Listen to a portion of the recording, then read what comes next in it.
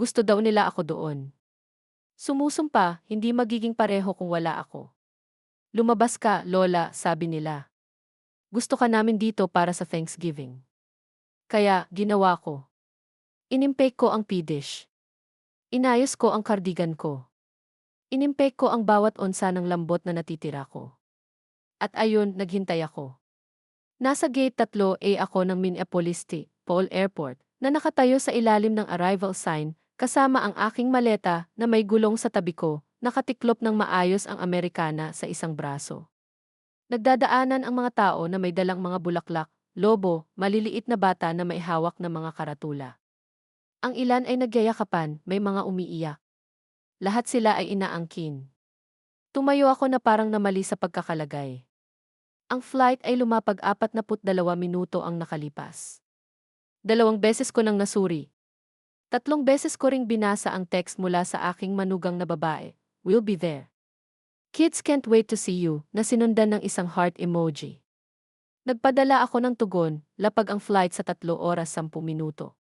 Hindi makapaghintay na yakapin ang lahat. Walang sagot. Tinupi ko ang coat ko dahil mainit sa loob.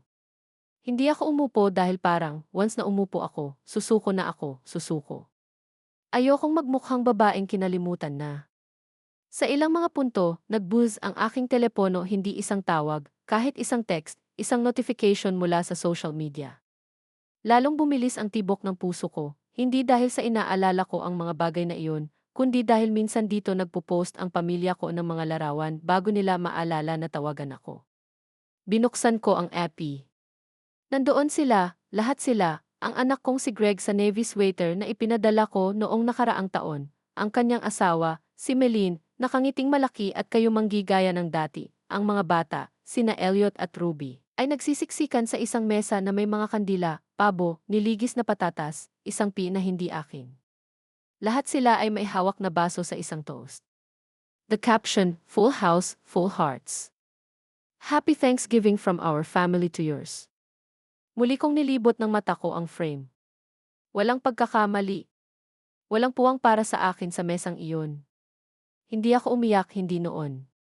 Tumalikod na lang ako, sinuot ang coat ko, at nagsimulang maglakad palabas ng terminal, lampas sa mga taxi, lampas sa mga shuttle sign. Hindi ko alam kung saan ako pupunta, pero isang bagay ang alam ko, hindi ako maghihintay na maalala nila ako. 3 araw bago ang flight ko, tumawag si Greg. Iyon lang dapat ang nagbigay ng tip sa akin. Ang aking anak na lalaki ay hindi karaniwang tumatawag, hindi maliban kung may kaarawan, isang bayarin o isang dahilan. Ngunit sa pagkakataong ito, ang kanyang boses ay madulas na makinis, sobrang masayahin. "Hey, Mom. May ginagawa ka ba para sa Thanksgiving?" Sinabi ko sa kanya na nagpaplano akong manatili sa bahay, mag-ihaw ng isang maliit na manok, maaaring maghurno ng pi, kung ang aking mga kamay ay tumulong, manood ng isang lumang pelikula walang magarbong, sabi ko, ako lamang at ang radyo. Natigilan siya saglit, parang may kinakalkula. "Well," sabi niya, "nagtatanong ang mga bata tungkol sa iyo. Naisip mo na baka gusto mong pumunta dito ngayong taon? Magsasama-sama ang lahat. It wouldn't feel right without you." Ang bahaging iyon, ang hindi magiging tama ang pakiramdam kung wala ka, ito ay may nagawa sa akin. Matagal na panahon na mula noong naramdaman kong tunay na gusto kahit saan, kailangan, tinawag, umaasa, ngunit hindi gusto. May pagkakaiba. So, sabi ko. Hahanap ako ng flight. Hindi nag-alok si Greg na i-book ito o i-reimburse sa akin at hindi ako nagtanong. Nasa akin pa rin ang sobre na may perang pangpasko na itinago ko para sa mga emergency. Akala ko qualified ito. Pagkababa namin, tinitigan ko saglit ang phone, nakakulot pa rin ang mga daliri. Sinubukan kong alalahanin ang huling pagkakataon na nakaramdam ako ng kasabikan, hindi nag-aalala o nababalisa o obligado, talagang nasasabik lang. Ang huling pagkakataon na may nag-imbita sa akin ang hindi nagdadagdag ng isang kahilingan para sa isang bagay, ito ay mga taon na. Nag-book ako ng tiket ng gabing iyon, nakakita ng walang tigil na sale. Nagbayad pa ako ng dagdag na $12 para pumili ng upuan na may mas maraming legroom, kamangmangan, marahil, ngunit naisip ko kung maglalakbay ako sa kalagitnaan ng bansa, maaari ko ring gawin ito ng may kaunting ginhawa. Kinabukasan, nag-shopping ako, hindi lang para sa mga regalo, bagamat nakapulot ako ng 2 libro para sa mga bata at isang kahon ng dark chocolate truffle na gusto ni Meline. Hindi, may binili din ako para sa sarili ko. Isang bagong cardigan, navy blue, soft wool, yung tipong nakadrape lang sa balakang at pinaparamdam mo na baka kabilang ka rin sa larawan. Nag-impake ako ng 3 araw ng mas maaga, tiningnan ang lagay ng panahon sa Minneapolis, ibinaba ang aking pag-init, maagang naglabas ng basura. Hindi ko sinabi sa grupo kong tulay na aalis ako. Masyado lang silang magtatanong. At baka may parte sa akin na ayaw ma-jinx ito. Napakatagal na noong may nagsabing, halika, gusto ka namin dito. Lumipad ako sa umaga ng Thanksgiving. Ang airport ay masikip, puno ng mga tao na may mga rolling bag, headphone, unan na hugis hayop. Ninisyan ko ang isang sanggol sa kabilang pasilyo. Ibinahagi ko ang tingin sa isa pang matandang babae na nagbabasa ng paperback. Kapwa kaming nakahawak sa aming mga kamay, parehong may mga kwentong hindi nasasabi. Nang lumapag ang eroplano, hinimas ko ang aking palda at naglinis ng mga mumo sa aking kandungan. Dinala ko ang aking magandang sapatos, ang itim na may maliit na takong. Nais kong maging katulad ng uri ng babae na iyong iniimbitahan. At naniwala akong ako nga hanggang sa hindi na. Ang paglalakad mula sa pag-aangkin ng bagahe hanggang sa labasan ay naramdaman na mas matagal kaysa karaniwan, marahil ito ay ang bigat ng maleta, marahil ang bigat ng ibang bagay. Iginulong ko ang aking bag sa mga kiosk ng kape, ang muling pagsasama-sama ng mga pamilya, ang dalagang umiiyak sa tuwa sa balikat ng kanyang kasintahan.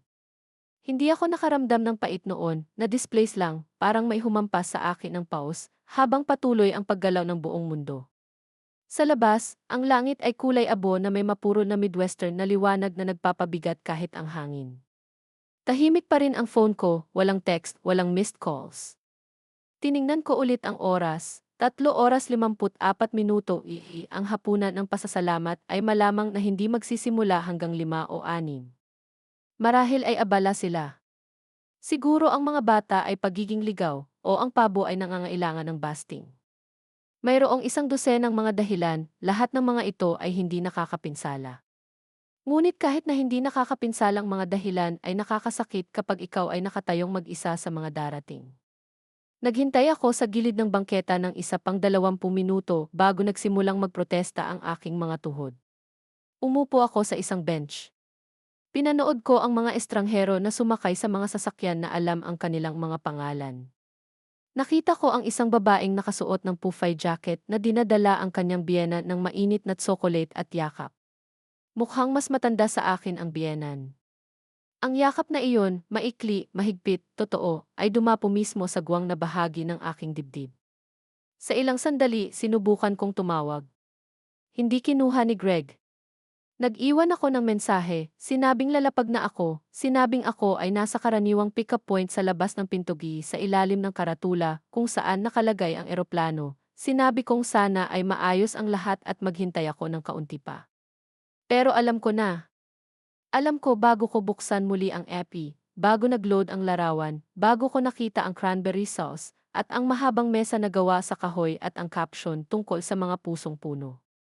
Hindi ito ang unang beses na nakalimutan ako, ngunit ito ang unang pagkakataon na hinayaan ko ang aking sarili na aminin na kung ano iyon. Tumayo ako, hinubad ang aking coat, at hinila ang maleta sa likod ko, walang taksi, walang Uber, ako lang at ang bangketa. Isang lalaking nagtutulak ng stroller ang naghandog ng pagod na ngiti. Tumango ako pabalik. Nakakatawa kung paano, sa mga paliparan o sa labas ng mga ito, kung minsan ay nararamdaman mong mas nakikita ng mga estranghero kaysa sa iyong sariling dugo. Halos 5 na noon. Ang hangin ay naging mas matalas, ang uri ng lamig na dumausdos sa ilalim ng iyong kwelyo at nagtatanong, ano ngayon? Hindi ako sumagot, nagpatuloy lang ako sa paglalakad. Ang aking sapatos ay hindi ginawa para sa ganitong kalaking simento, ngunit hindi ako huminto. Mga kalahating milya ang layo, pagkaraan lang ng pagbabalik ng pag-arkila ng kotse, nakita ko ito, isang maliit na gusaling squat na may neon sign na nagsasabing, Tina's Dinner. Ang key flicker in and out. Ang mga bintana ay fogged up mula sa init sa loob. May nagtape ng mga paper turkey sa salamin. Pumasok ako. Tumunog ang kampana sa itaas ng pinto. Sa loob, amoy mainit na mantika at kanela ang kainan, mga vinyl booth, mga dilaw na menu, isang counter na may mga basag na dumi. Marahil ay 6 na tao ang nasa loob, isang lalaking nakasuot ng atheist jacket, isang matandang mag-asawa na kumakain ng tahimik, isang waitress na may maikling nakapusod na tumingala nang pumasok ako at sinabing, Happy Thanksgiving, Hon. Same to you, sabi ko, nagulat ako sa steadiness ng sarili kong boses. Pumili ako ng isang booth malapit sa bintana, dumaustos papasok. Ang upuan ay mainit, malinis ang mesa. Hinubad ko ang coat ko. Ang bagal ng kusina ngayon, sabi ng waitress habang inaabot sa akin ang isang menu, pero may pabo at pi tayo. Ang sarap ng pi, sabi ko. Anong klase? Mumisi siya. Kalabasa, pekan o key lime. Kalabasa at ilang tsaa, pakiusap. Nakuha mo na. Tumingin ako sa bintana habang naghihintay. Umupo sa tabi ko ang maleta ko, isang masunuring maliit na aso. Isang beses nag-vibrate ang phone ko na nakaharap sa mesa. Hindi ko binaliktad. Dumating ang pi. Ito ay mainit-init na may isang dollop ng whipped cream na sumandal ng kaunti. Ang tsaa ay malakas at bahagyang mapait, sa paraang gusto ko ito.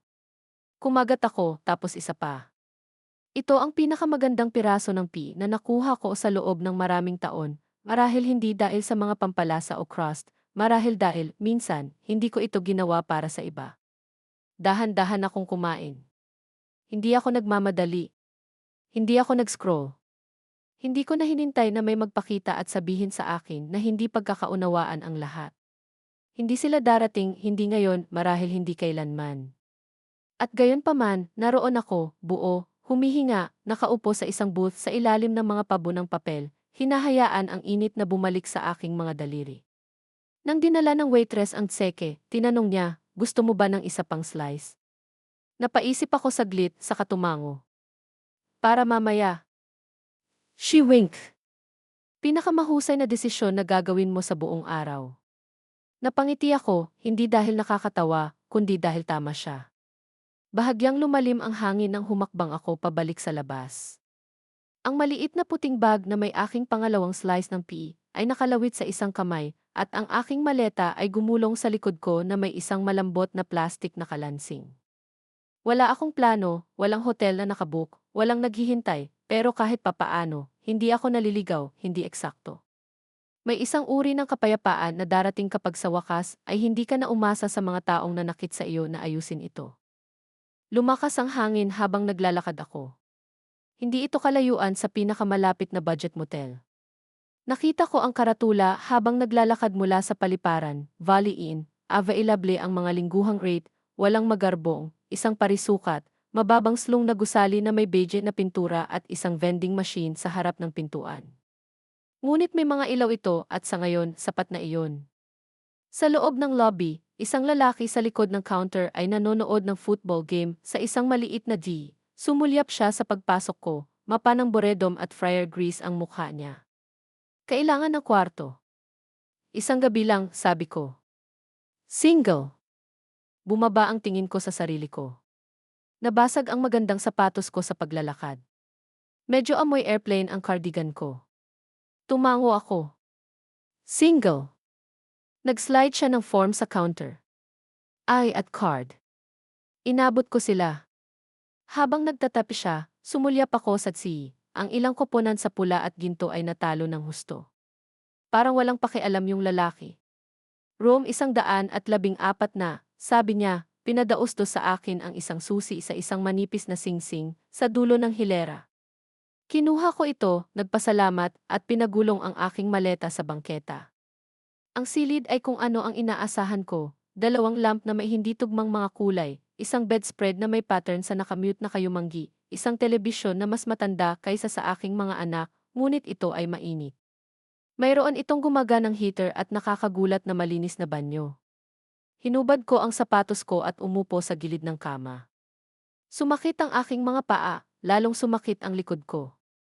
Ngunit ang puso ko, ang bahaging dapat sana inabasag, ay nadama ng kakaibang buo. Matagal kong tinitigan ang phone bago ibinalik iyon.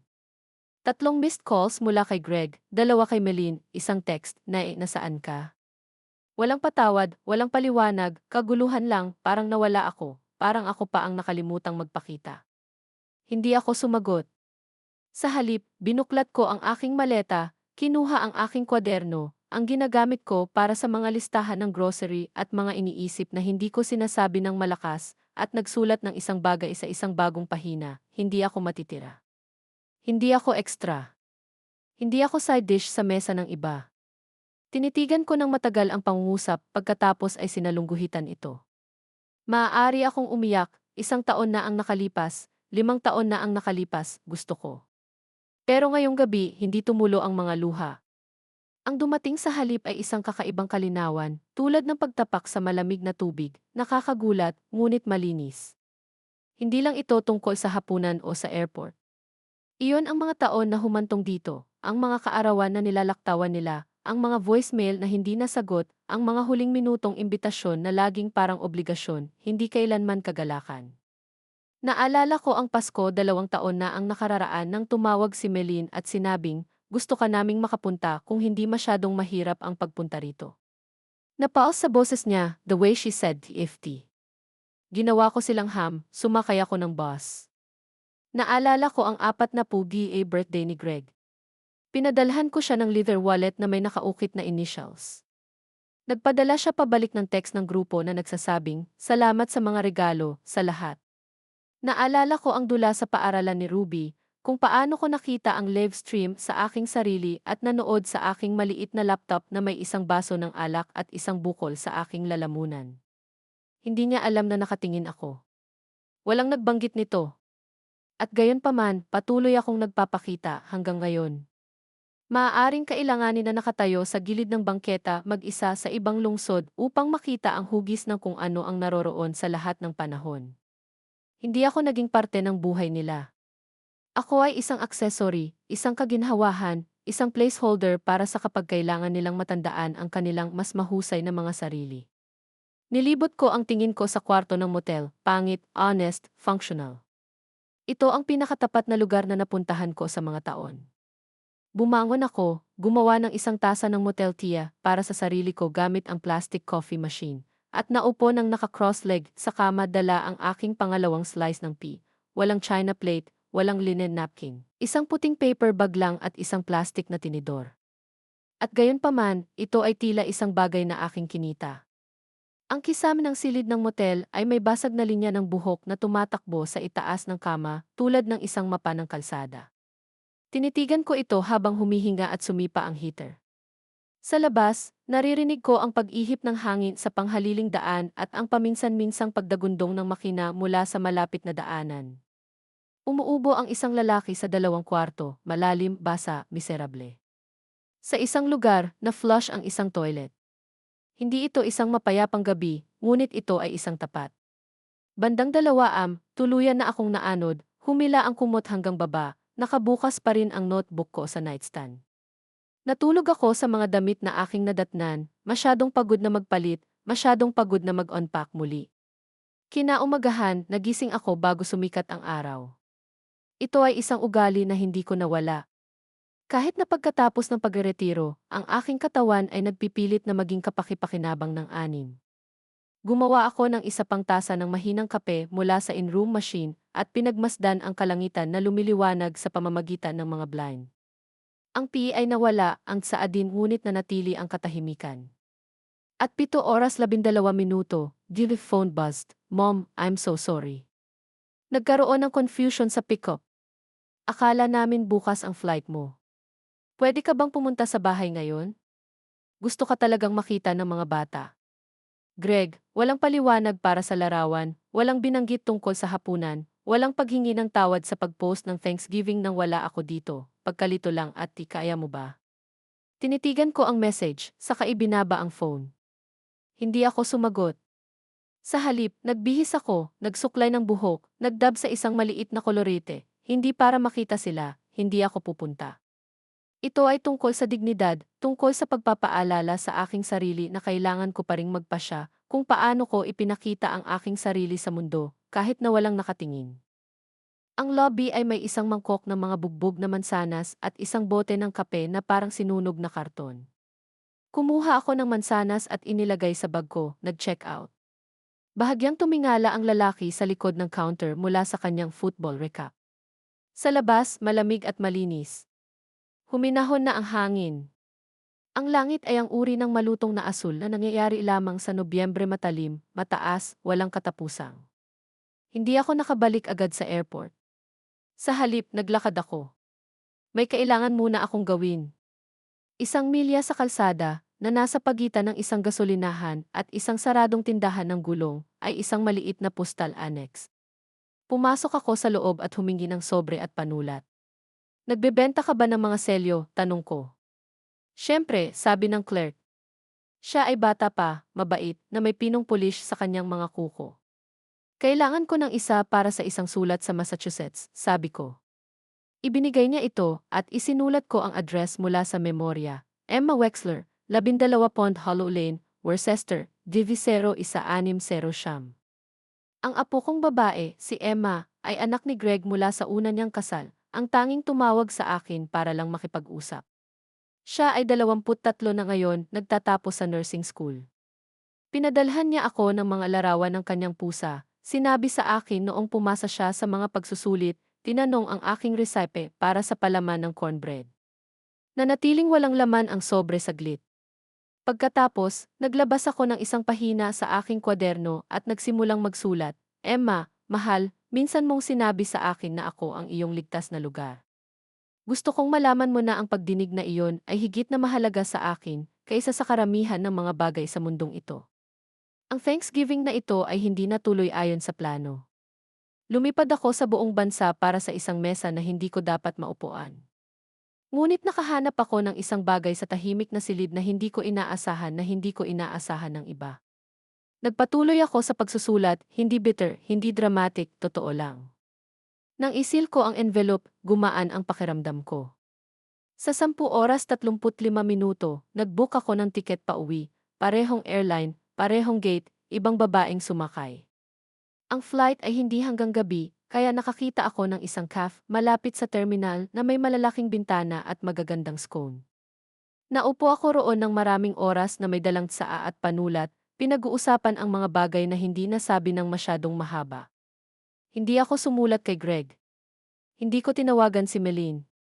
Hindi ko sinabi sa kanila kung nasaan ako. Makikita nila ang hindi nasagot na tawag, baka magtaka, baka hindi. Hindi ako nagalit. Tapos na ako. Bandang 4 oras nagbago ang ilaw, ang uri ng gininto ang manipis na ulap na nagpapaganda kahit na ang mga paradahan. Nakita ko ang isang maliit na batang lalaki na tumatakbo, patungo sa isang minivan, ang kanyang backpack ay tumatalbog. Lumingon siya at kumaway sa kanyang lola na mas mabagal pero nakangiti. Kumaway siya pabalik at tumakbo siya papunta sa kanya, hinawakan ang kamay niya na parang angkla niya. Pinagmasdan ko sila hanggang sa mawala sila. At ibinulong ko sa sarili ko, hindi malakas, hindi mapait, malinaw lang, nararapat ko rin iyon. Kalahati lang ang laman ng eroplano pa uwi, isang pagpapala talaga. Mayroon akong isang buong hilera sa aking sarili. Malamig ang upuan sa tabi ng bintana nang maupo ako, at iniwan ko ito sa ganoong paraan. Hindi ako nag-abala sa pagtiklop ng aking coat o pagkinis ng seatbelt sa aking kandungan. Sa kauna-unahang pagkakataon sa mahabang panahon, hindi ko naramdaman ang pangangailangan na ayusin ang aking sarili para sa kaginhawaan ng iba. Isang matamis na ngiti ang ibinigay ng flight attendant. Uuwi o aalis? Tanong niya habang naglalagay ng plastic cup ng tubig sa tray ko. Pareho, sabi ko sa isang paraan. Hindi na siya nagtanong pa, tumango lang siya at nagpatuloy na tahimik na uri ng pangunawa, hindi karaniwan at mabait. Nakatingin ako sa labas ng bintana habang lumilipad, pinagmamasdan ang kulay abong lungsod na lumiliit sa ilalim namin, pinagmamasdan ang mga runway na nagsasagupit na parang kupas na mga pilat. Sa pag-angat ng eroplano, ang langit ay bumukas ng mas malawak, asul sa itaas at ibaba, at walang nasa pagitan maliban sa mapurol na ugong ng mga makina at sa sarili kong paghinga. Naisip ko na baka makaramdam na naman ako ng kalungkutan. Some wave of it, hinintay ko ito na parang naghihintay ng kaguluhan, ngunit hindi ito dumating. Wala rin akong nararamdamang kapayapaan, hindi pa. Ngunit naramdaman ko pa rin nakaugat, naroroon. Bago iyon. Sa kalagitnaan ng biyahe, Kinuha ko ang phone ko sa bag ko at binuksan ulit. Sinabi ko sa sarili ko na tinitingnan ko lang ang oras, pero syempre, bumuhos ang mga notification. 4 na text mula kay Greg, isang voicemail. Mom, I'm really sorry. Please call me. The kids were asking where you were. Melaine said she thought we moved dinner up today. Can we talk? Hindi ko binuksan ang voicemail. Hindi ko rin tinanggal. Hayaan itong umupo. Hayaan itong maghintay sa paraang naghintay ako.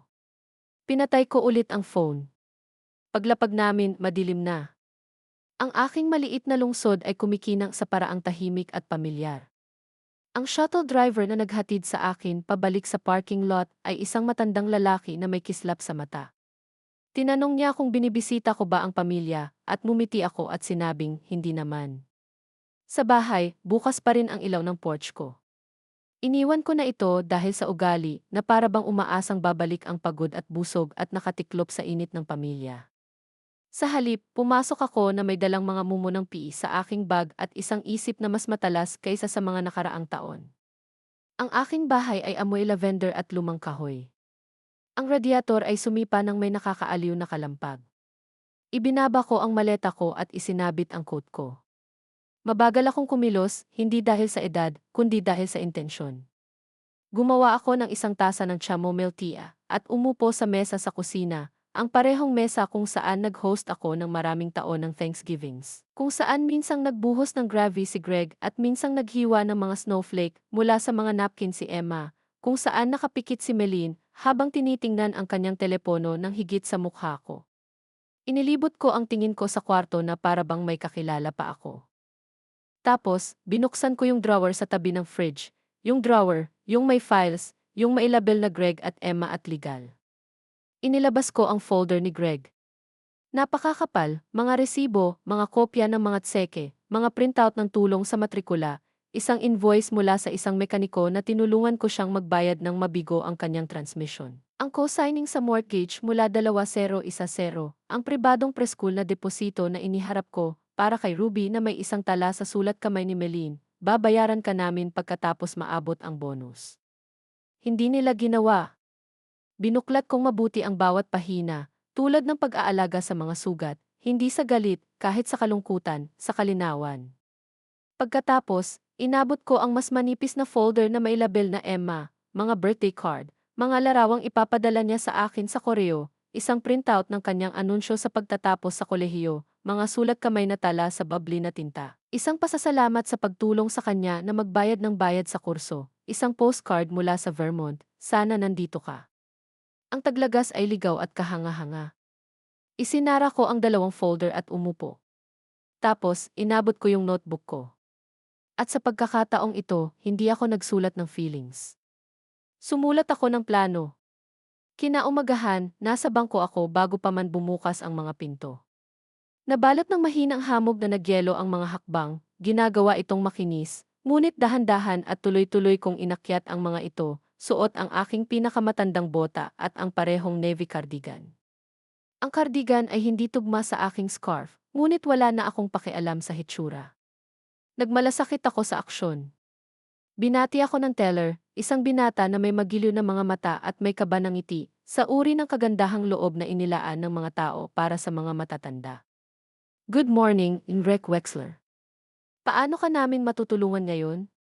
Gusto kong makipag-usap sa isang tao tungkol sa aking mga account, sabi ko, lahat sila. Tumango siya, sumulyap sa isang screen, saka tumawag sa likod. Pagkalipas ng ilang minuto, pinapasok ako sa isang opisinang may dingding na salamin na may malalambot na upuan at ang mahinang amoy ng tinta ng printer.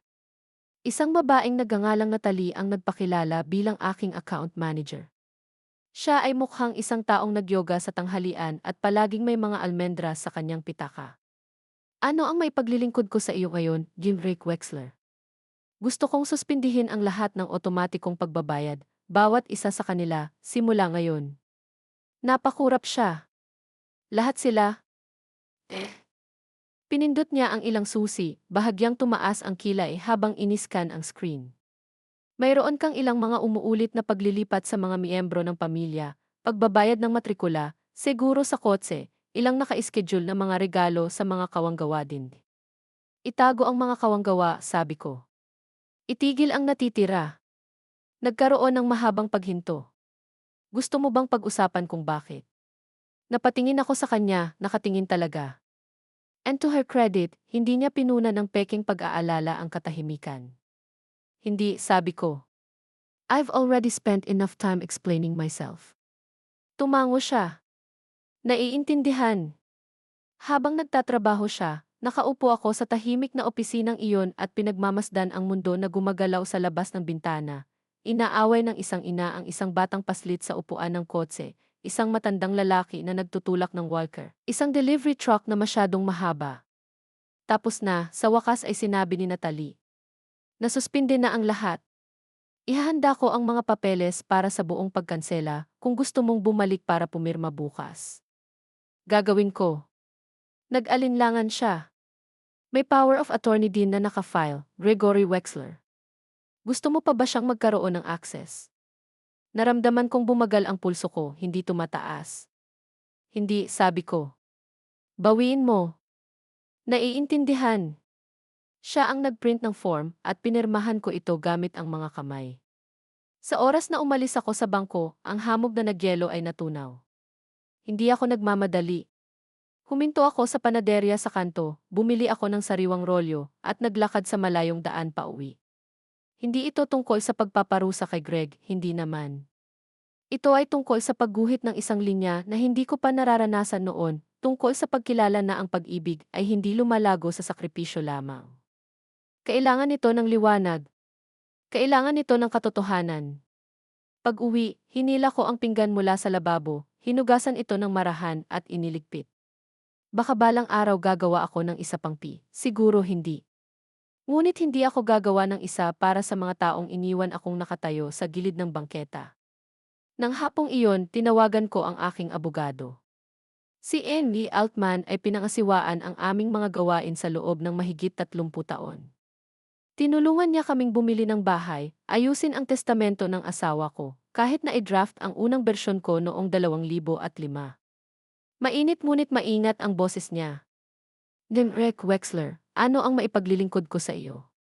Gusto kong gumawa ng mga pagbabago sa aking ari-arian, sabi ko, at gusto kong magtatag ng isang tiwala para kay Emma.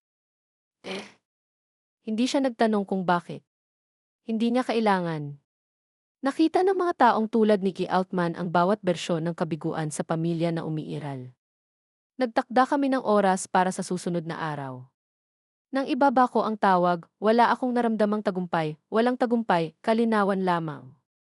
Nang gabing iyon, nakaupo ako sa balkonahe na may kumot sa aking mga balikat at nagpapalamig ng tsaa sa rehas. May ilang kapitbahay na dumaan, ang isa ay kumaway, ang isa ay hindi. Tahimik ang kalye at pakiramdam ko ay hindi okay, hindi gumaling, ngunit matatag na parang tumigil ako sa kakatok sa isang pinto na hindi magbubukas. Kinaumagahan, malambot at mababa ang langit, ang maputlang kulay abo na taglamig na bumabalot sa mga bahay na parang gasa. Dahan-dahan akong nagbihis, hindi dahil sa pagod ako, kundi dahil ayokong madaliin ang mga sumunod na nangyari. Sa Siyam Sharp, ako ay nasa opisina ni Andy Altman, isang maliit na 2 palapag na gusali na may mga birding shutter at isang reception area na mahina ang amoy ng lumang papel at floor polish. Ang parehong mga larawang naka-frame na ginto ay nakasabit kung saan sila laging naroon, ang kanyang mga anak, ang kanyang bangka, ang kanyang bulldog sa isang santa at tumayo siya nang pumasok ako, kasing galang pa rin niya 20 years ago. Rick Wexler, Anya, naglahad ng kamay. Buti naman nakita kita. At ikaw, Jim Altman. Nakaupo kami sa kanyang opisina, parehong mga leather na upuan, parehong ticking wall clock, parehong stack of forms sa kanyang desk, kahit na ngayon ay mas makapal na ang kanyang reading glasses at ang kanyang bigote ay naging snow white. Ano ang binabago natin ngayon? Malumanay niyang tanong. Ang aking kalooban, sabi ko, at gusto kong lumikha ng isang pagtitiwala. Lahat ng pagmamay-ari ko, bawat sentimo, bawat asset, gusto kong protektahan ito. At gusto kong mapunta ito kay Emma, tanging kay Emma. Hindi siya kumurap, tumango lang siya at naglabas ng legal pad. Ipagpalagay ko na aalisin natin sina Gregory at Meline. Sapat na sila sa akin, higit pa sa sapat. Nilingon niya iyon ngunit hindi nagkomento. I want it airtight, patuloy ko, no backdoors, no loopholes. Si Emma ang benepisyaryo. She gets everything when I'm gone. And until then, she can access the trust for education, housing, healthcare, or emergency. I'll decide what counts as an emergency. Napangiti ng bahagya si Altman. Napag-isipan mo na ito. Meron ako. At ang iyong tahanan, ang iyong pension account, ang mga lahat ng ito. Kung mayroon itong pangalan ko, lilipat ito sa tiwala. Naiintindihan. At gusto mong mapanatili ang buong kontrol habang nabubuhay. Naman. Eksakto. Sumandal siya. Mabait na babae si Emma. Noon pa man. Naramdaman kong may bumara sa lalamunan ko. Siya lang ang nakakakita sa akin bilang isang tao, hindi isang pitaka. Hindi nagpatinag si Amy Altman sa pait sa boses ko. Kung gayon, siguraduhin nating matutupad ang iyong mga kagustuhan. Sa susunod na oras, pinag-aralan namin ang bawat item. Nagtanong siya, nagbigay ako ng matatag na mga sagot, wala nang kawalan ng katiyakan, wala nang pakinabang ng pagdududa. Nang makarating kami sa dulo, inipon niya ang mga papel sa isang folder at tumingin sa akin na may malapit na paghanga. Ihahanda ko ang huling draft sa loob ng ilang araw, sabi niya. Ipapanotaryo natin ito at matatapos na. Salamat, sabi ko, ibig sabihin. Sa labas, naging malutong ang hangin. Mabagal akong naglakad pa uwi, huminto minsan para bumili ng maliit na poinsettia sa florist. Hindi na ako gaanong nag-decorate, pero gusto ko ng maliwanag sa mesa sa kusina, may buhay. Pagpasok ko sa pinto, tumunog ang telepono. Hindi ko nakilala ang numero, ngunit sinagot ko pa rin. Lola! Si Emma iyon, humihinga ang boses, kinakabahan, mainit. Nakuha ko ang iyong sulat. Umupo ako sa mesa sa kusina. Ginawa mo? I didn't know what happened. Dad and Melaine said you canceled your flight last minute. They made it sound like you just changed your mind. Siyempre, ginawa nila. I was there, mahina kong sabi. I landed. I waited. I saw the photos. Natahimik si Emma. I'm so sorry, bulong niya. Wala akong ideya. Alam ko, sweetheart. Wala sa'yo yan. I should have called. I should have checked. Hindi mo alam. Hindi ikaw ang pumili niyan. Mumuso siya sa kabilang dulo. I missed you so much that day. It didn't feel right without you. Sa unang pagkakataon mula noong airport, tumulo ang luha sa aking mga mata, ngunit hindi ito bumagsak, hindi sa pagkakataong ito. Salamat, sabi ko. Iyan ay nangangahulugan na higit pa sa alam mo. Nagkaroon ng katahimikan sa pagitan namin, hindi awkward, puno lang. Lola, sabi niya sa wakas, maari ba akong bumisita sa susunod na katapusan ng linggo? May pahinga ako sa mga klase. Sasakay ako sa tren. Ang aking puso ay namumulaklak na may banayad at masakit. Naman, sabi ko. Nakahanda na ang guest room. Dadalhin ko ang chessboard, sabi niya. Naglalaro ka pa? Hindi ako tumigil. Binabaan na kami ng ilang minuto. Umupo ako doon sa table, nakapatong pa rin ang kamay sa phone. For once, hindi ako nakalimutan. Hindi ako nakaramdam ng invisible.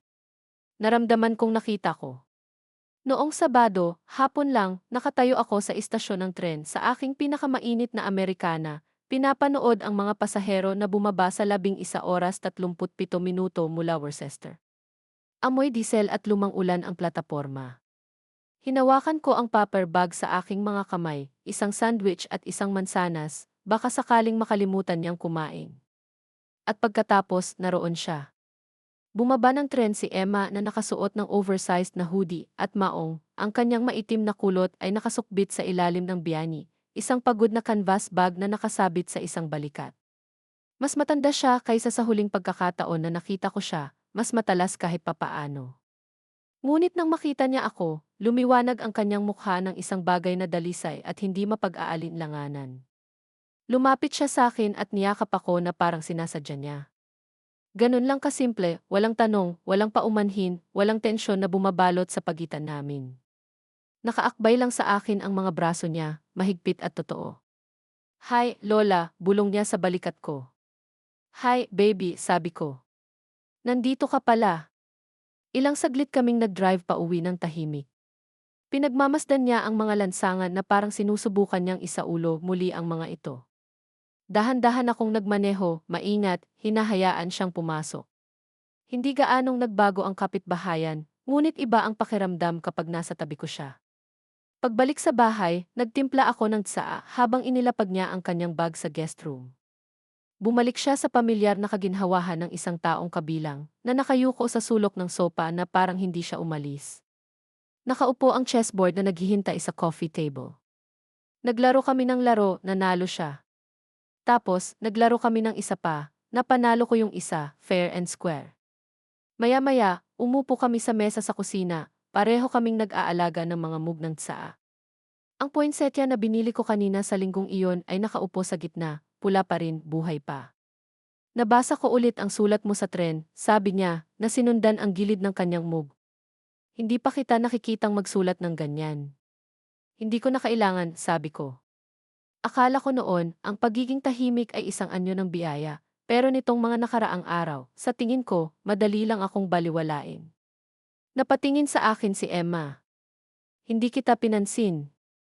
Alam ko. Nag-alinlangan siya. Hindi alam ni Dad na nandito ako. Naisip ko. He called a couple nights ago, asked if I'd seen you since Thanksgiving. Didn't lie, sabi ko lang hindi pa tayo nag-uusap. Mabait iyon. Umiling siya. It wasn't kindness. It was exhaustion. Pagod na akong magpanggap na normal ang mga bagay. Nagulat ako. Si Emma ay palaging maingat, diplomatiko, ang peacekeeper sa kanyang pira-pirasong pamilya. Pagkarinig sa kanyang sinabi na kalmado, matatag sinabi sa akin na siya ay lumalaki sa isang bagay na malakas. Hindi mo kailangang magpanggap dito, sabi ko, hindi kailanman. Tumango siya. Hindi rin ikaw. Tahimik lang kami habang umiinom ng tsaa. At sa unang pagkakataon sa mga linggo, napagtanto kong hindi na ako galit. Hindi ko kinailangan si Greg o Melin na mag-grovel o magpaliwanag o mag-ikot ng isa pang kwento tungkol sa kung ano ang naging mali. Hindi ko kailangan ng text o voicemail o ng masyadong huli na imbitasyon. Mayroon ako nito, ang aking bahay, ang aking tsaa, ang aking apo. Mayroon akong sarili. Nang gabing iyon, nag-alok si Emma na magluto ng hapunan. Nagluto siya ng pasta na may bawang at spinach, at ako ay naggagad ng keso habang pinag-uusapan namin ang lahat at wala. Nanood kami ng kalokohang pelikula pagkatapos at tumawa ng sobra sa mga bahaging hindi naman talaga nakakatawa. Bago matulog, umupo siya sa tabi ko sa sopa at sinabing, Lola, ayokong mawala ka. Ayaw mo, saad ko. As can't promise forever, sabi ko, pero wala pa akong pupuntahan. Ngumiti siya, pagkatapos ay niyakap ulit ako, mas malumana sa pagkakataong ito, ngunit hindi gaanong totoo. Pagkatapos niyang matulog, umupo ako sa tahimik na sala, ang orasan ay parang mabagal na metronome sa likod ko. Tumingin ako sa paligid sa mga larawan sa mantle. Ang ilang mga mukha ay kumupas, ilang mga frame ay walang laman ngayon. Ngunit isang larawan ang nakatayo pa rin, hawak ko si Emma bilang isang sanggol, ang aking buhok ay mas maitim noon, ang aking mukha ay mas malambot, ngunit ang pagkakahawak ng aking mga kamay sa kanyang maliit na katawan ay ganoon din katatag. Tiningnan ko ito ng matagal. Pagkatapos, bumangon ako, pinatay ang ilaw at humiga. Umalis si Emma noong linggo ng hapon. Nagtagal kami sa balkonahe ng ilang sandali bago ang kanyang tren. Inabot ko sa kanya ang isang lalagyan ng natirang pasta, isang nakatiklop na scarf na niniting ko noong nakaraang taglamig, at isang tahimik na uri ng pagmamahal na hindi ko na kailangang ipaliwanag. Hinalikan niya ang pismi ko at nangakong tatawagan si Tuesday. Pagkatapos, wala na siya, isang mabilis na alon mula sa likurang bintana ng tren, ang kanyang hininga ay umaalon sa salamin. Tumayo ako roon hanggang sa lumiit ang tren sa wala, pagkatapos ay bumalik sa loob. Ang bahay ay nadama na mas tahimik kaysa karaniwan, ngunit hindi sa isang malungkot na paraan. Iyon ay ang uri ng katahimikan na sumunod pagkatapos ng isang bagay na mahalaga, ay sinabi isang katahimikan na may hugis at bigat. Dahan-dahan akong lumipat sa mga silid, pinupulot ang mga tabo, tinupi ang kumot mula sa sopa, ibinalik ang chessboard sa estante. Pagdating ko sa kusina, binuksan ko ulit ang drawer. Nakaupo ang mga file kung saan ko sila iniwan, ang folder ni Greg, makapal pa sa papel, si Emma, magaan pa. Ngunit ito ay hindi na lamang tungkol sa kanila. Ito ay tungkol sa akin. Naglabas ako ng dilaw na notepad at sinimulang ilista ang lahat ng binayaran ko sa nakalipas na 15 taon. Hindi lang pera na direktang ibinigay, ngunit ang mga bagay na tahimik kong tinakpan, pag-aayos ng bahay, mga medikal na deductible, mga legal na bayarin noong iniwan ni Greg ang kanyang unang asawa, ang paunang bayad para sa kanilang pangalawang sasakyan, mga pamilihan noong pagod na si Meline sa pamimili, mga fundraiser sa paaralan na ako ay nagkasala sa halip na suportahan ng isang tseke. Line by line, isinulat ko sila. Sa oras na natapos ko, ang listahan ay umabot sa 4 na pahina. Kakaiba, hindi ko naisip ang sarili ko na mapagbigay, kapaki-pakinabang lang, maaasahan, isang taong tumulong dahil iyon ang ginagawa ng mga ina. Iyon ang ginawa ko. Ngunit sa pagtingin sa mga numero, nakita ko ito ng malinaw, I'd subsidized ang kanilang buhay. At bilang kapalit, binigyan nila ako ng kagandahang asal, mga walang kwentang kaarawan, mga pagod na ngiti, isang upuan malapit sa coat rack kapag walang puwang sa main table. Hindi ako nagalit, hindi naman. Katatapos ko lang. Bandang 3 oras 17 minuto, tumunog ang aking telepono, ang pangalan ni Greg sa screen. Hindi ako nakapulot. Makalipas ang 1 minuto, isang voicemail, at pagkatapos ay isang text, Hi, Mom. Just checking in. Hope everything's okay. Ipaalam sa akin kapag libre kang makipag-usap. No urgency, no specifics, just a vague nudge, na parang walang nangyari, na para bang hindi niya ako iniwan na nakatayo sa gilid ng bangketa sa ibang lungsod habang inukit niya ang pabo at kumukuha ng mga larawan ng pamilya na hindi ko sinasadyang makita. Binura ko ang voicemail nang hindi nakikinig. Yung text, iniwan kong hindi nababasa. Nang gabing iyon, nagsindi ako ng kandila, hindi para sa anumang espesyal na okasyon, para lamang sa katahimikan, para sa katahimikan ng bahay, at kung paano naabutan ng liwanag ang gilid ng counter ng kusina. Ibinuhos ko ang aking sarili ng isang baso ng alak, isa sa mga magagandang bote na naipon ko para sa isang tunay na bakasyon. Naglagay ako ng isang lugar sa mesa, nag-init ng isang mangkok ng natirang sopas, at umupo ako, hindi nag-scroll, hindi naghihintay, hindi umaasa na magriring ang telepono. Umupo ako sa sarili kong buhay. Nang maglaon, bago matulog, binuksan ko ang aking email, nakita ko ang folder na mailabel na paglalakbay. Sa ibaba ay ang resibo para sa aking Thanksgiving flight, round trip, return complete. I forwarded it to myself, then added a note in the subject line, proof of departure and return. No rescue, no reunion, ako lang. Hindi ko ito ipinadala sa iba. Hindi ko naman kailangan. Kinaumagahan, tinawagan ko ulit si Amy Altman. Nag-iisip ako, sabi ko sa kanya. Gusto kong magdagdag ng sugnay sa tiwala. Naman, sabi niya. Anong iniisip mo? Gusto kong si Emma ang nag-iisang tagapagpatupad, ngunit gusto ko rin ang isang sulat na kalakip hindi isang legal, isang personal. Maaari mong isama ang isang pahayag ng layunin, sabi niya. Hindi nito mababago ang legalidad, ngunit maaari nitong ipaliwanag ang iyong mga dahilan. Good. Tapos isusulat ko. Nang umagang iyon, naupo ako at nagsimulang, sa sinumang nagbabasa nito pagkatapos kong mawala, kung nagtataka kayo kung bakit nahati ang mga bagay-bagay sa ganitong paraan, sabihin ko ng malinaw, hindi ito parusa. Ito ay katapatan. Ginugol ko ang aking buhay sa pagbibigay, tahimik, palagian. Ngunit ang pag-ibig na walang paggalang ay hindi pag-ibig. Ang presensya ng walang pag-iingat ay hindi pamilya. Pinili ko ang dati kong taong pinili. Hindi ko natapos ang sulat noong araw na iyon. Hindi ko kailangan magmadali. Ang ilang mga bagay ay nararapat na mabagal na isulat. Dumating at umalis si Martes nang walang tawag mula kay Emma, hindi dahil nakalimutan niya, kundi dahil napagkasunduan namin ito. Nagkaroon siya ng mga klinikal sa linggong iyon at ayaw niyang magambala. Tatawag ako sa Biyernes, sabi niya, pagkatapos ng aking shift, sa parehong oras. Nagtiwala ako sa kanya. Pero noong umagang iyon, may tumawag pa, si Meline. Ang kanyang pangalan ay lumiwanag sa aking screen na parang babala, lahat ng maliliwanag na titik at masamang timing. Hinayaan ko itong tumunog. Then, 30 seconds later, the text came, "Hi, Irene. Hope you are well. Nabanggit ni Greg na ang hirap mong abutin lately. Let's catch up soon." Walang bantas kung saan mahalaga, walang init kung saan ito binibilang. Abutan mo. Hindi kami matandang katrabaho. Hindi kami magkapitbahay na nanghiram ng asukal minsan. Ako ay naging biyenan niya sa loob ng halos 15 taon. Tinulungan ko siyang mahanap ang kanyang unang tunay na trabaho pagkatapos ipanganak si Ruby. Nagpadala ako sa kanya ng mga basket ng pangangalaga noong inilabas niya ang kanyang gallbladder. Binayaran ko ang mga bulaklak ng libing ng kanyang ina kapag masyadong mahigpit ang kanilang budget. Abutan mo.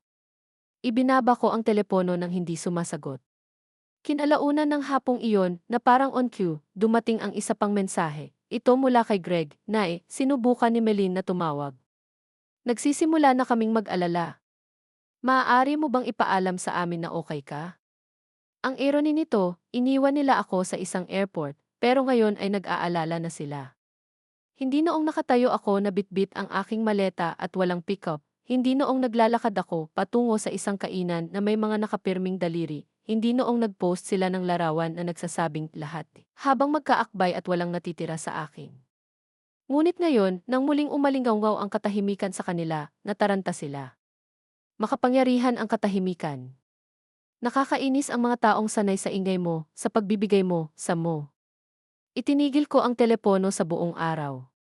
Nang gabing iyon, dumaan ako sa attic, hindi para sa anumang dramatikong dahilan, para lang makahanap ng isang lumang recipe book na minsang itinanong ni Emma, ang nakasulat sa gilid ng aking malutong na mansanas. Ilang taon na akong hindi nakakapunta doon. Ang mga kahon ay amoy alikabok at lumang pin, at ang pagkakabukod ay kulutin na parang nakalimutang papel. Sa isang kahon na may label na ay 1-02005, nakita ko ang aklat at, sa ilalim nito, mga liham, 12 ng mga ito, mga card mula kay Greg noong teenager, mga guhit mula kay Emma noong bata pa, mga tala ng pasasalamat mula sa mga kaibigan at pinsan na matagal nang lumayo, isang larawan ng aking asawa sa kanyang Sunday suite na may hawak na pumpkin pie na parang isang premyo. Umupo ako sa sahig, naka-cross-leg, at hinayaan ang nakaraan sa aking kandungan. Napakaraming piraso ng aking sarili ang initabi ko upang magkaroon ng puwang sa iba. Naisip ko si Greg noong bata pa siya, kung paano niya pinipilit na matulog nang nakalapat ang ulo sa dibdib ko dahil mas malakas ang puso mo kaysa sa ulan, kung paano siya iiyak kung aalis ako para sa trabaho ng masyadong maaga, kung paano ko siya tinuruan na itali ang kanyang sapatos gamit ang dalawang loob sa halip na isa dahil mas may kahulugan ito sa kanya. Minsan ko na siyang minahal ng lubos. Siguro ginawa ko pa. Ngunit ang pag-ibig ay hindi dahilan ng pagpapabaya. At ang pagpapatawad ay hindi nangangahulugan ng pagbabalik, hindi palagi. Maingat kong ibinalik ang mga sulat, isinara ang kahon. At noong gabing iyon, nang madilim ang bahay at tahimik ang mundo, binuksan ko ang notebook at nagdagdag ng 2 pang linya sa liham para sa pagtitiwala. Ayokong maging magalang ang huling kilos ko.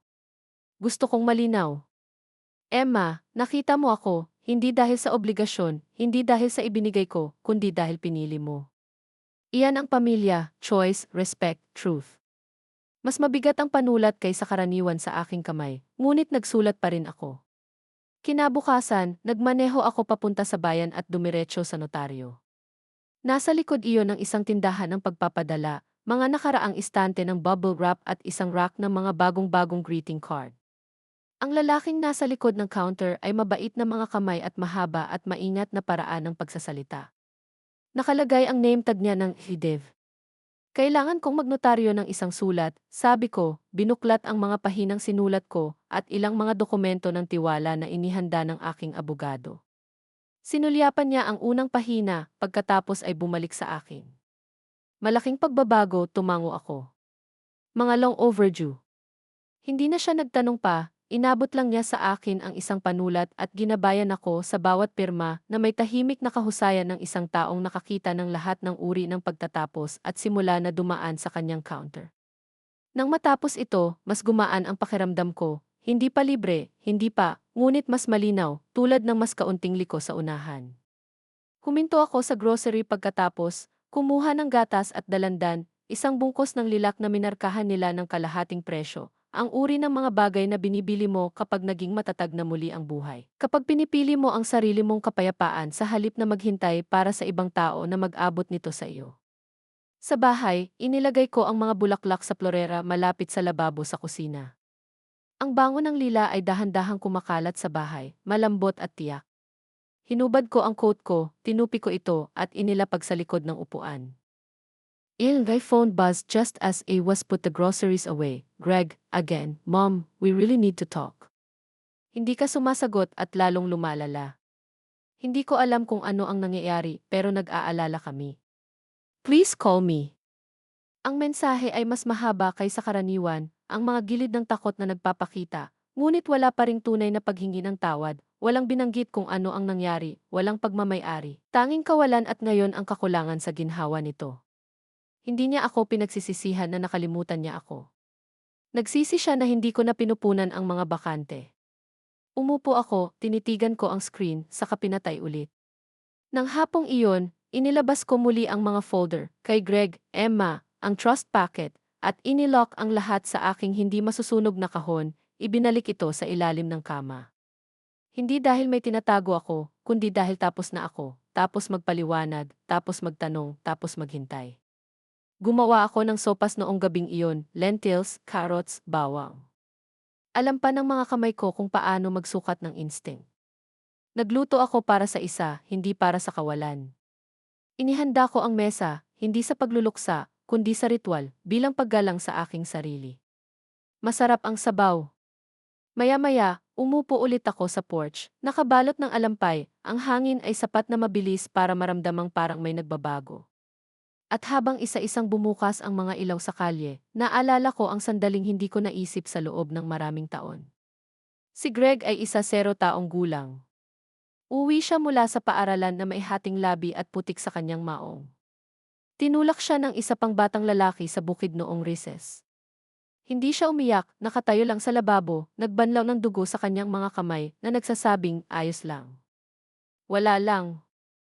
I had crouched beside him and said, "You're allowed to be hurt. It doesn't make you weak." Sana may nagsabi niyan sa akin dahil nasaktan ako, tahimik, tuloy-tuloy, sa loob ng maraming taon at hinayaan ko na lang iyon dahil naisip ko na ang pagtitiis ay isang bertud. Pero hindi palagi. Minsan, delay lang. Minsan, ang halaga lang ng katahimikan. Dahan-dahan akong humigop ng tsaa, hinayaang pumasok ang gabi. Bahagyang umindayog ang mga bulaklak sa kusina sa isang draft, isang blur ng violet sa dilim. Sa isang lugar sa ibaba ng bloke, isang aso ang tumahol. Isang kotse ang huminto sa isang driveway.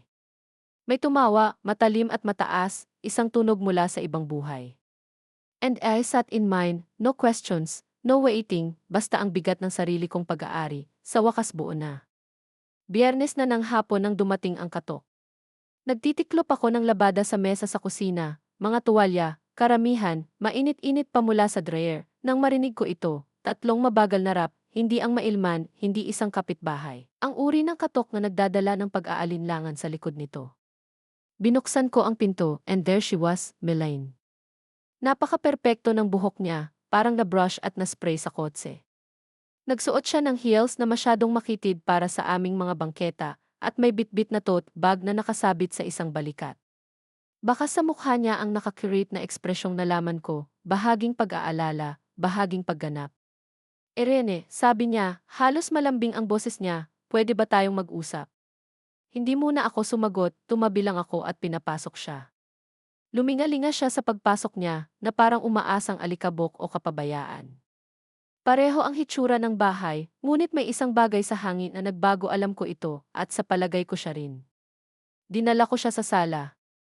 Hindi siya umupo hanggang hindi ako umupo. Maingat niyang inilagay ang kanyang dala sa kanyang paanan at ikinulong ang kanyang mga kamay sa kanyang kandungan. Alam kong naiinis ka, simula niya, ang kanyang tono ay makintab na, at gusto ko lang sabihin, ang buong bagay na ito ay naging isang malaking hindi pagkakaunawaan, wala akong sinabi. She continued, akala ni Greg, Friday ang flight mo. Yun ang sinabi niya sa akin. Hindi namin namalayan na nakalan ka na. At ang litrato, tanong ko. Napakurap siya. Ano? Yung Thanksgiving photo, yung caption na full house, nakangiti kayong lahat sa mesa. Tumingin siya sa ibaba. Iyon lang ang pinost ko para sa holiday. Hindi ko sinasadyang saktan ka. Pero ginawa mo. Tumingala ulit siya, masyadong mabilis. Well, yes, but I think we need to move past that now. Namimiss ka na ng mga bata. Tumatawag si Greg. Concern lang kaming lahat. Pinaalis mo na kami. Nagpakawala ako ng munting hininga. Hindi, tinigil ko lang ang pagpuno sa katahimikan para sa'yo. Iba yun. Napaawang ang bibig niya. Nagpunta ako dito dahil gusto naming ayusin ang mga bagay-bagay. Napatingin ako sa kanya noon, talagang tumingin, sa effort behind her makeup, sa pagkainip na nagtatago sa postura niya, sa pag-iwas na parang pabango. Hindi ka na parito para ayusin ang mga bagay-bagay, sabi ko. Pumunta ka para makita kung kapaki-pakinabang pa ba ako. Umayos siya. Hindi iyon makatarungan. Pero totoo. Sumulyap siya sa pasilyo na para bang maaaring lumitaw si Greg at iligtas siya sa pag-uusap na ito. Sapat na ang naibigay ko, mahinahong sabi ko, higit pa sa sapat, at napagpasyahan ko na kung saan napupunta ang iba pa. Nakuha niya ang atensyon niya. Bahagyang naningkit ang mga mata niya. Hindi ako galit, sabi ko. I'm not bitter. I'm simply finished. Irene, sabi niya, at ngayon ay mas humigpit ang boses niya, mas malamig, hindi ito katulad mo. Alam ko, sabi ko. Katulad ko ngayon. Nagkaroon ng pause. Lumipat siya sa kanyang upuan. Alam ba ni Greg na may ginawa kang pagbabago? Akala ko nagsisimula na siyang maghinala. Namula ang mukha niya. At ang bahay, ang iyong mga account. Inalagaan. Ang katahimikan pagkatapos noon ay makapal, isang uri ng pagtutuos. Sa wakas, inabot niya ang kanyang dala at tumayo. Well, sabi niya, ang tono niya ngayon ay pinutol, I'm sorry you feel this way. Napangiti na lang ako ng bahagya. Hindi, pasensya ka na tumigil ako sa pagtanggap ng mas mababa sa nararapat sa akin. Hindi siya sumagot, tumalikod na lang siya at naglakad papunta sa pinto. Sa threshold, nag-alinlangan siya. Nag-aalala talaga si Greg. Siya dapat, sabi ko, hindi dahil wala na ako, kundi dahil hindi na ako babalik. Ang pinto ay isinara sa likod niya sa pinakamahinang pag-click. Matagal akong nakatayo doon, ang aking kamay ay nasa knob, ang hangin ay umuugong pamula sa palitan. Pagkatapos, bumalik ako sa kusina, tapos tiklupin ang mga tuwalya, nagsindi ng kandila, nagtimpla ng tsaa. Isang beses tumunog ang telepono noong gabing iyon, muli si Greg. Hinayaan ko itong tumunog, hindi dahil sa kalupitan, ngunit dahil sa wakas ay sa akin na ang katahimikan. Tumahimik ang Sabado. Maaga akong nagising, hindi dahil kailangan ko, ngunit dahil naayos na muli ang aking katawan sa isang ritmo, isang hindi pinamamahalaan ng inaasahan o ang ingay ng schedule ng ibang tao. Maputla at malambot ang langit sa labas, yung klase ng umaga na hindi pinipilit o nangangako ng kahit ano, nagrepresent lang. Kinuha ko ang aking tsaa sa balkonahe at umupo sa ilalim ng kupas na kobrekama na patuloy kong itinakip sa likod ng yari sa sulihiya. Unti-unting tumaas ang singaw mula sa tasa. Sa isang lugar sa kalye, sumigaw ang isang bata, kasunod ang row ng skateboard. Nagtitimpi pa rin si Winter, ngunit hindi nagtagal. Naisip ko ang pagbisita ni Meline, hindi nang may panghihinayang, hindi dahil sa galit, kuryosidad lang, na para bang may nakikita akong ibang tao na naaalala ang isang pag-uusap na hindi nila kailanman naranasan. Hindi siya dumating para sa kapayapaan. Dumating siya para kontrolin. At sa unang pagkakataon sa mahabang panahon, hindi ko ito naibigay. Iyon ang tagumpay, hindi sa pagkapanalo, hindi sa pagiging tama, kundi sa pananatiling nakaugat, sa hindi na pagpapakita ng biyaya para lang manatiling komportable ang iba. Nang hapong iyon, tumawag si Emma. Maliwanag ang boses niya sa receiver. Hi, Lola. Break na po ako, pero gusto ko sanang mag-check-in.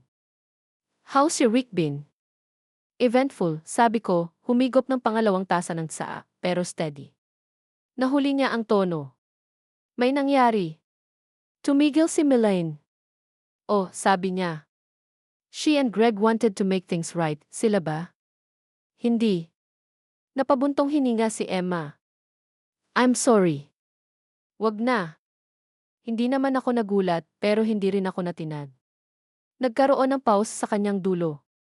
Then, she said quietly, iba ang tunog mo. Ako ba? Mas malakas. Sa tingin ko ako. Nag-usap kami sandali, tungkol sa kanyang mga pasyente, tungkol sa isang papel na isinusulat niya, tungkol sa pusang bumagsak sa paborito niyang lampara, ang pang-araw-araw na mga bagay na bumubuo ng totoong buhay.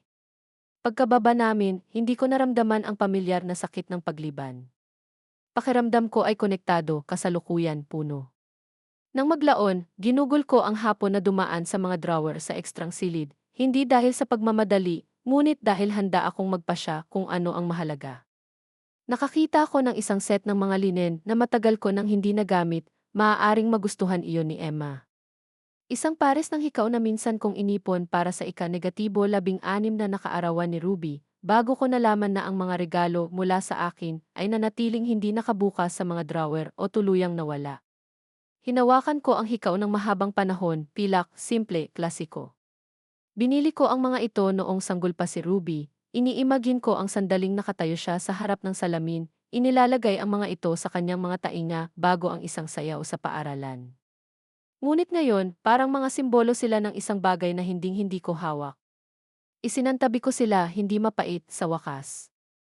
Noong gabing iyon, muli akong sumulat sa aking kwaderno, hindi isang liham sa pagkakataong ito, isang listahan lamang, mga bagay na hindi ko nautang, mga paliwanag, mga pangalawang pagkakataon sa mga taong nag-aaksaya ng una. Paghingi ng paumanhin sa pagkuha ng espasyo, isang upuan sa isang mesa na hindi magbibigay ng puwang, katahimikan.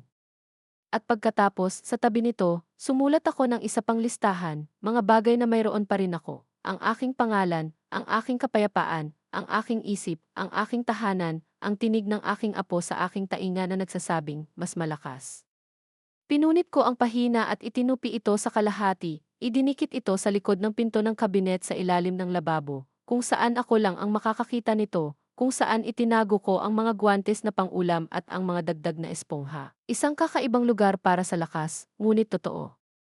Nang gabing iyon, muli kong inihanda ang mesa, ngunit sa pagkakataong ito, nagsindi ako ng 2 kandila, hindi dahil may ibang darating, kundi dahil nandoon ako, ng buo.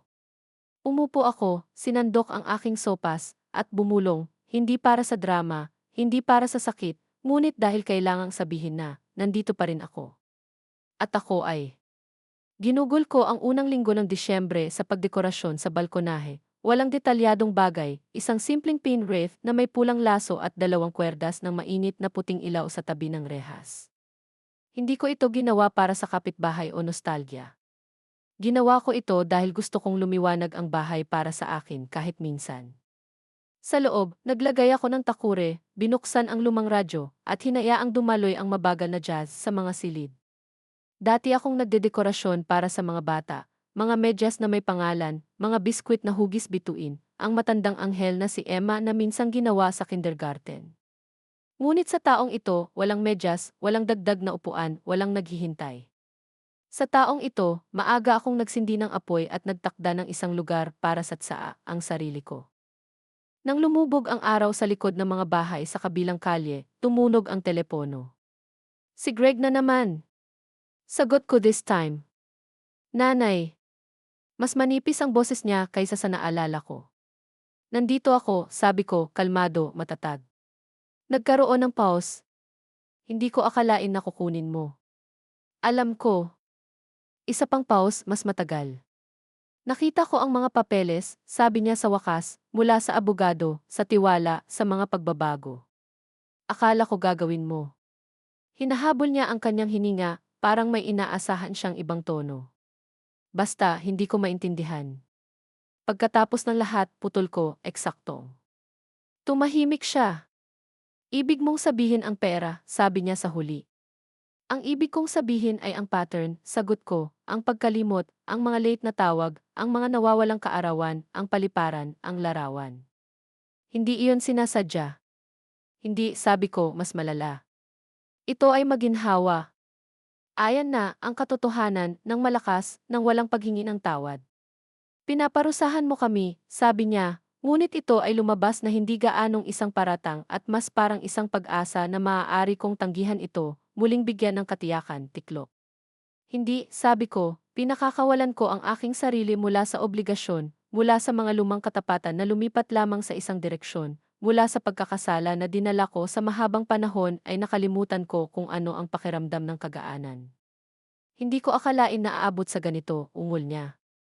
Alam ko, nabasag ang boses niya. Kami pa rin ang pamilya mo. Hindi, Greg, sabi ko, I was your family. Matagal ka nang hindi naging akin. And with that, we ended, not with shouting, not with resolution, just with truth said quietly enough to echo for years. Ibinaba ko ang tawag, tumayo sa bintana, at pinanood ang pagkislap ng street lamp. Kinabukasan, nagpadala ako ng maliit na pakete kay Emma. Sa loob, ang mga pilak na hikaw na nakabalot sa malambot na tela, isang kopya ng tiwala, at isang tala. Ito ay sa iyo, hindi dahil nagtanong ka, ngunit dahil nagpakita ka. Isuot mo ang mga ito kapag hindi ka sigurado. Hindi ka kailanman invisible sa bahay na ito, noon, hindi ngayon, hindi kailanman. Tumawag siya pagkaraan ng 3 araw, sabay-sabay na umiiyak at tumatawa. Lola, sabi niya, nanginginig ang boses, hindi ko alam kung ano ang sasabihin. Nagawa mo na, sabi ko, ang araw na tinanong mo kung maaari kang bumisita, ang araw na dumating ka nang hindi nangangailangan ng dahilan. Nang gabing iyon, sinindihan ko ang fireplace at umupo sa init nito. Sa labas, tahimik ang kalye na alikabok ng unang snow sa panahon. Pinagmasdan ko itong bumagsak sa bintana, mabagal at malinis. At naisip ko ang lahat ng mga Thanksgivings na dumating noon, ang mga niluto ko sa sakit, ang mga nakaupo sa tahimik, ang mga inanyayahan ako bilang isang nahuling pag-iisip. At pagkatapos ay ang isang ito, ang ibinigay ko sa aking sarili, walang ukit na kutsilyo, walang mantel, walang pangalawang tulong, isang lakad lang, isang kainan, isang slice ng pea, at ang pinakamalinaw na bagay na natikman ko, hindi kapaitan kundi kalayaan. At kung binabasa mo ito, kung naghintay ka na ng isang taong nakalimutang maghintay para sa iyo, makinig ng mabuti, maaari ka nang huminto. Maaari kang magsindi ng kandila para sa iyong sarili. Makakabili ka ng sarili mong pi. At maaari kang magsimulang muli dito, ngayon din kung naantig ka sa kwentong ito, ibahagi ito. Kailangang malaman ng isang tao doon na hindi sila nag-iisa. Ang iyong katahimikan ay may halaga. Ang iyong upuan ay sa iyo at hindi mo kailangan ang pahintulot na panatilihin ito.